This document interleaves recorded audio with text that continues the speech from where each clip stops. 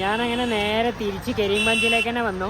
നമ്മൾ സത്യം പറഞ്ഞാൽ കരീംഗഞ്ച്, ബദർപൂർ, പിന്നെ ചുറായിബറി വഴിയാണ് നമ്മൾ നേരെ തൃപ്പൂരിലേക്ക് പോയത് കേട്ടോ.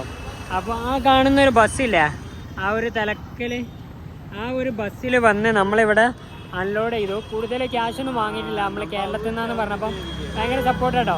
ഇനിയിപ്പോൾ അവിടെ നിന്ന് ബസ് എടുത്ത് തിരിച്ചിങ്ങോട്ടേക്ക് വരാനുള്ള കാരണം എന്താ വെച്ച് കഴിഞ്ഞാൽ നമ്മൾ അങ്ങോട്ടേക്ക് റിസ്ക് എടുത്ത് ഓടിച്ചോ, വീണ്ടും പോയ വഴി തന്നെ തിരിച്ച് വരില്ലേ, വെറുതെ നമ്മളെ സമയം എനർജി ഒക്കെ വേസ്റ്റ് അല്ലേ.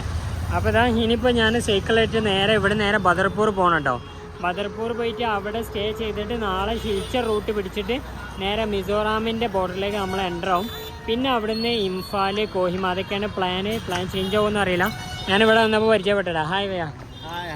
Okay, fine from Kerala. ഇവർക്ക് ഒരുപാട് ആളുകൾ തമിഴ്നാട്, കേരള ഒക്കെ വന്നിട്ടുണ്ടോ. അത് ആസാമാണ് ഇപ്പോൾ.